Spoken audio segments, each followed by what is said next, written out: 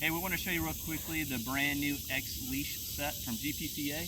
I'm using it right now to stay connected to this old tree, and how it works is we have an X rope, an X clip, and an X grip right here. I'm going to go ahead and I'll unclip myself. All it is just a rope.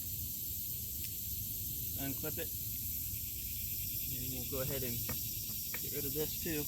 This is the whole set, so this is the leash set. So you have a spring action clip, and you can adjust that rope, and then you have a grip.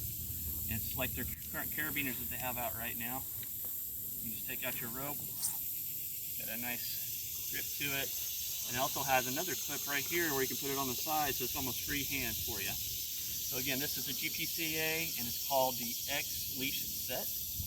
And this is, one more time, the rope, and it has these arrows right here that allows you to adjust the distance of how long the rope can go. So again, this is from GPCA, called the X leash set.